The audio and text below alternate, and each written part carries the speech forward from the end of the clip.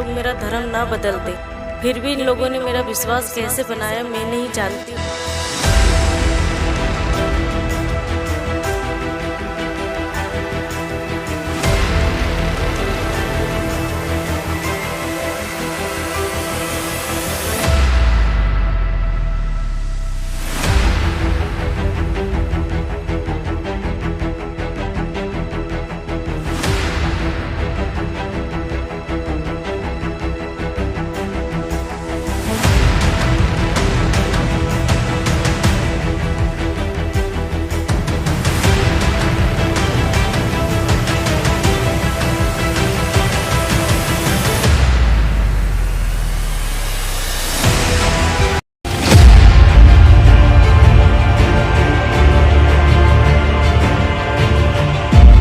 सभी को जय मसीह की। आज हम फिर एक बड़े चमत्कार के साथ, बड़ी टेस्टमनी के साथ आपके साथ हैं। जैसे आप सभी जानते हो कि हमारा प्रभु यीशु मसीह कैसे लोगों के बीच में अद्भुत कामों को प्रकट करते थे, वैसे ही जब हम बाइबल पढ़ते तो हम जानते कि नबियों के द्वारा अलीशा जैसे, मूसा जैसे, एलिया जैसे नबियों के द्वारा परमेश्वर कितने बड़े कामों को प्रकट करता था। आज भी वही परमेश्वर, वही सामर्थ अपने दास, अपने नबी अपोस्टल पॉल, सुखपाल राणा जी के द्वारा प्रकट कर रहे। तो आइए जानते इस परिवार के बारे में कि कितने हालातों में थे ये, और कैसे हालात थे, कितने परेशान थे ये, और क्या हो रहा था इनके साथ, और कैसे पहली बार आते ही खुदा के नबी के द्वारा परमेश्वर ने इनको इनके हालातों से बाहर निकाला। तो आप हमें बताएं सिस्टर, आपका क्या नाम है और आप कहाँ की रहने वाली हो? मेरा नाम किरण चौहान है, मैं छिंदवाड़ा एमपी से रहने वाली हूँ। मेरी बहुत ज़्यादा तबीयत खराब रहती थी। ये प्रभु में पूरी तरह से नए हैं, पहली बार चर्च आए हैं। तो सिस्टर 2 साल से आपको बीमारियां थी, तो आप बीमारियों का नाम बताएं, कौन कौन सी बीमारियां आपके जीवन में काम कर रही थी? मुझे माइग्रेन था, मुझे सर में बहुत दर्द रहता था, आंखें भी सूजी रहती थी, पेट भी एकदम फूला हुआ था, बॉडी फूली हुई थी और उल्टियाँ आती थी, मुझे खाना अंदर नहीं जाता था। और आपने ये भी बताया कि आपके पेट में एक गोला जैसे बड़ा कुछ घूमता था, और ये भी बताया कि दिन प्रतिदिन आपका शरीर फूलता ही जा रहा था। आप कोई भी कपड़े डालते तो दिन प्रतिदिन वो कपड़े छोटे होते जाते थे, टाइट होते जाते थे, क्योंकि बॉडी में रोज मोटापा आ रहा था, पेट बढ़ता ही जा रहा था। और आपने बताया कि आप कुछ भी नहीं खा पाती थी। और आप हमें बताएं कि जब आपको ऐसा लग रहा था कि पेट में बड़ा गोला घूमता है, तो उस समय आप कितनी परेशान थी जब आपके साथ ये सब हो रहा था? जब सब ये ऐसा हो रहा था, पेट में गोला घूमना, और मैं बिस्तर से लग चुकी थी बिल्कुल भी। मेरे हस्बैंड घर में आते थे, घर का भी काम करते थे, बाहर का भी काम करते थे, मेरे बच्चे को भी संभालते थे और मुझे भी संभालते थे। मैं घर में झाड़ू लगाती थी तो सो जाती थी, थोड़ी देर बाद उठ के फिर बर्तन धोती थी। सारा दिन मेरा काम में जाता था, पूरा दिन मेरे काम में जाता था, और मैं बिल्कुल खाना तो खा ही नहीं पाती थी। बस थोड़ी देर उठना बैठना ऐसे करते मेरी रात भी ऐसे ही कटती थी। मैं रात में सो भी नहीं पाती थी, और जहाँ पे भी जाती थी तो मेरे हस्बैंड मुझे पकड़ के ले जाते थे। और डॉक्टर इलाज तो बहुत ज़्यादा कराए हैं हम लोगों ने।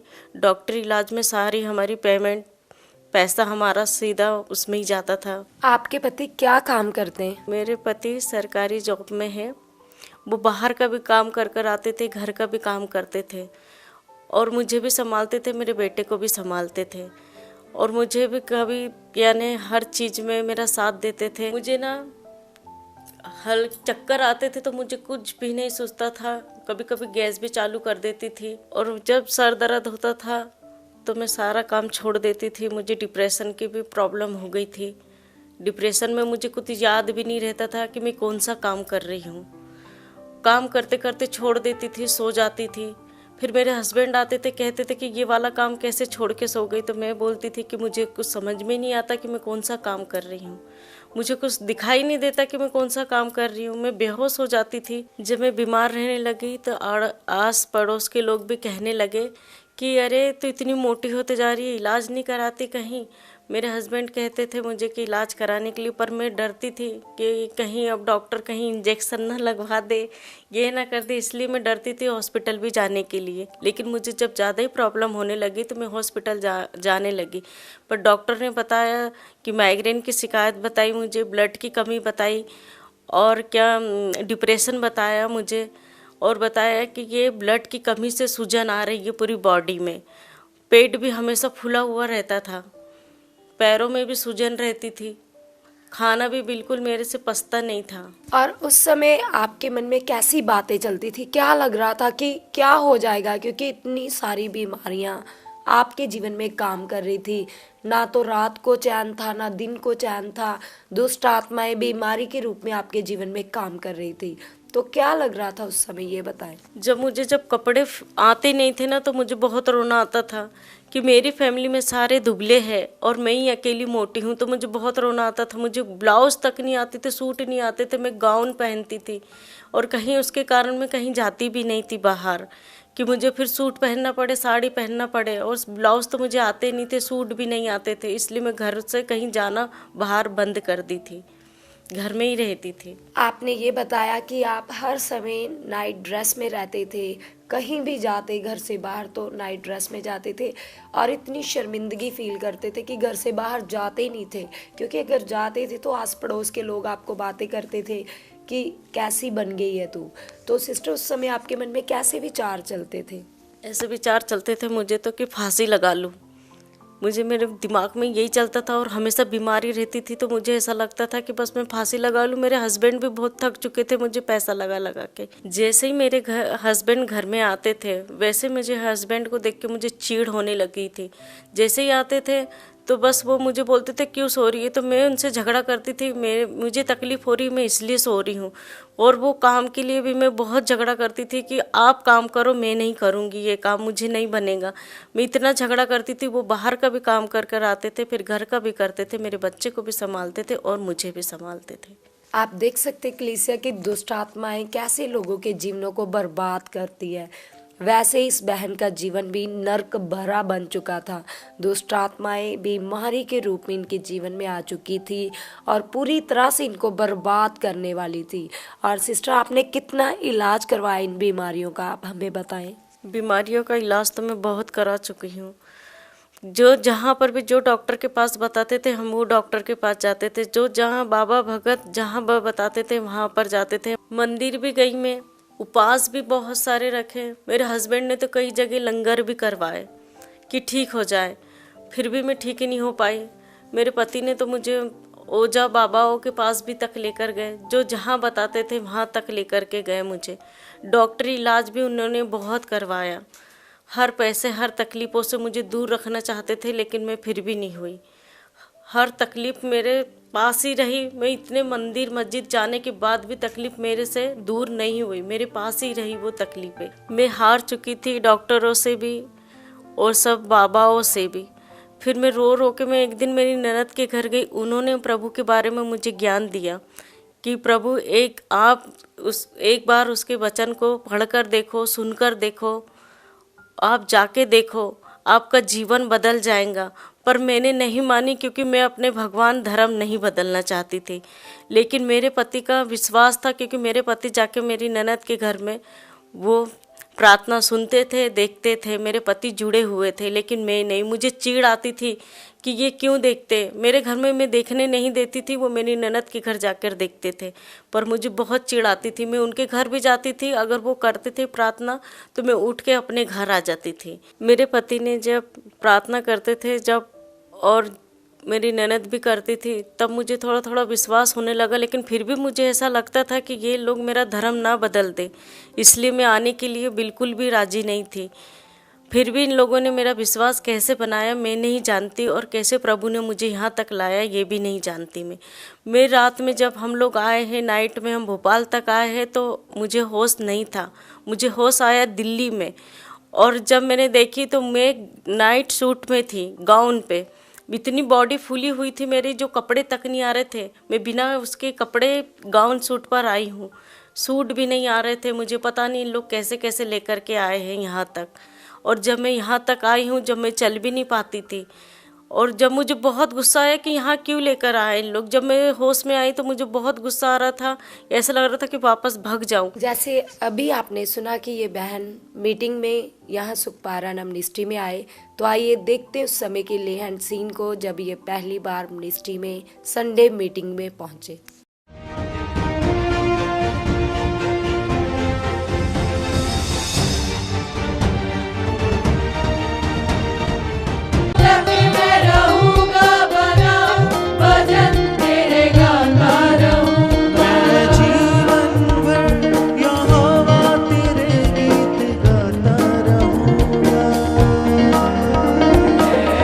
अभी आपने ले हैंड प्रार्थना में देखा कि खुदा के दास ने अपने विश्वास के द्वारा संडे मीटिंग में इस बहन को हील किया, चंगाई दी।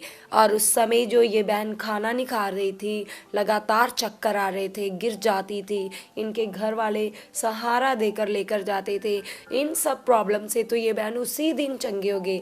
लेकिन इतना बड़ा काम देखने के बाद भी कलीसिया इस बहन के मन में ये आ रहा था कि मैं अभी भाग जाऊं चर्च से। इस बहन का मन अभी भी व्याकुल हो रहा था कि कहीं ये लोग मेरा धर्म ना बदल दे, क्योंकि इसके अंदर प्रभु आए नहीं थे, ये बिल्कुल भी नॉलेज नहीं थी परमेश्वर के बारे में कि परमेश्वर कौन है।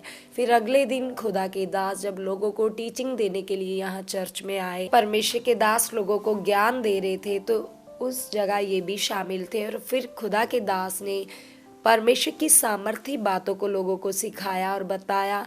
और परमेश्वर के दास ने ये बोला कि अभी हम आपको परमेश्वर की सामर्थ दिखाएंगे।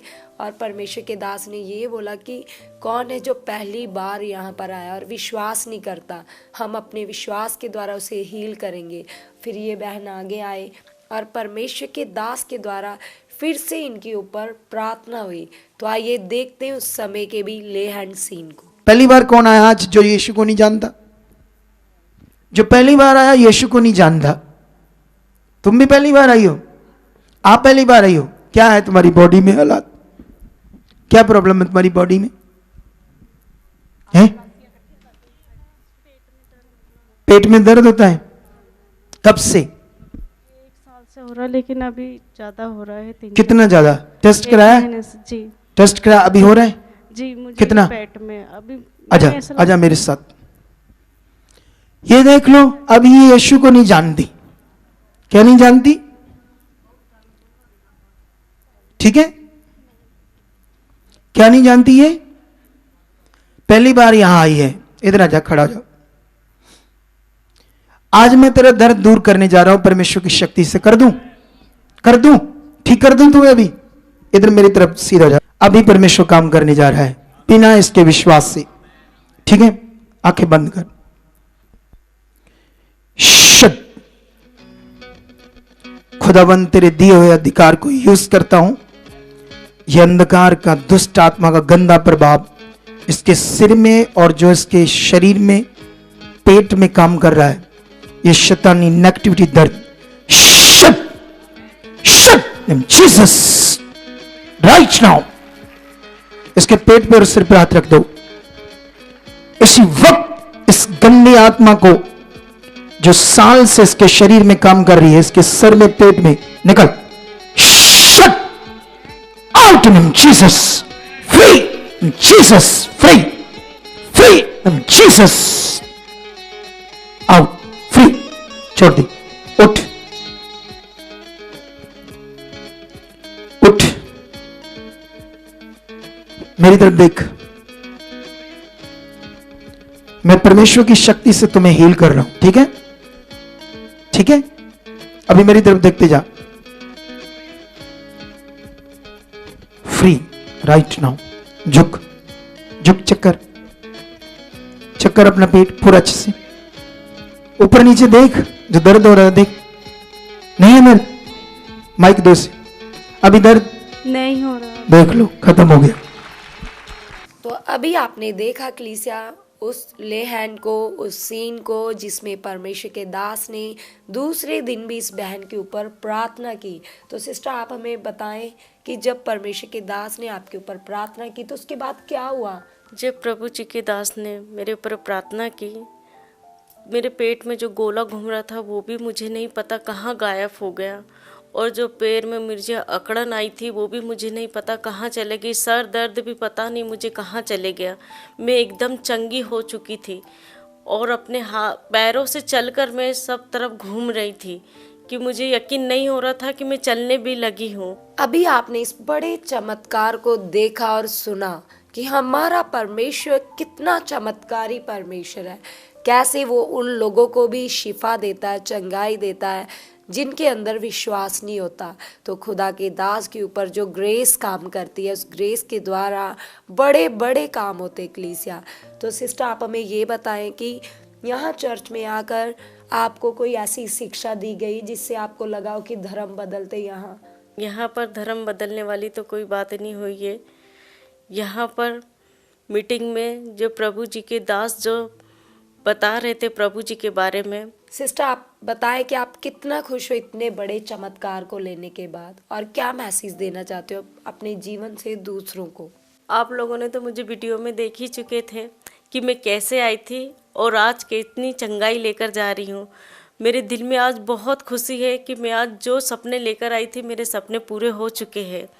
प्रभु जी ने मुझे इतना अच्छा कर चुका, इतना चंगा बना चुका है कि मैं सबके लिए मैसेज छोड़ना चाहती हूँ कि सभी इधर उधर ना भटके, आप भी इधर जीते जागते परमेश्वर के पास आए और उनको समझे, उनको देखे, समझे और सुने। आपके जीवन में भी चंगाई आएंगी और चंगाई हमेशा आपके जीवन में बनी रहेंगी। जैसे मैं सोचती थी यहाँ धर्म बदला जाता है, यहाँ धर्म नहीं, यहाँ जीवन बदला जाता है। जैसे मेरा बदला है, जैसे मैं आई हूँ मेरा जीवन बदला है। आप भी चर्च आइए, आपका भी जीवन बदलेगा। आमीन। अगर आप भी चाहते हो ऐसे कामों को अपने जीवन में, तो आप भी यहाँ आ सकते हो सुखपाल राणा मिनिस्ट्री में, ताकि आप भी अपनी आशीष छुटकारा पा सको, चंगाई पा सको। हमारे चर्च का पता है GT road Manawala, Delhi public school, new bypass, Tarn Taran road, Rajyawal Chowk. आप अगर दूर से आ रहे हो या किसी दूसरी स्टेट से आ रहे हो तो आपको 2 या 3 दिन तक यहाँ चर्च में रुकना होगा, ताकि हम आपको वो बातें बता सकें जिससे आपका निश्चय छुटकारा होगा। ये हमारे हेल्पलाइन नंबर्स हैं। आप इन नंबर्स पर कांटेक्ट करके यहाँ चर्च में आ सकते हो, प्रार्थना करवा सकते हो। God bless you all.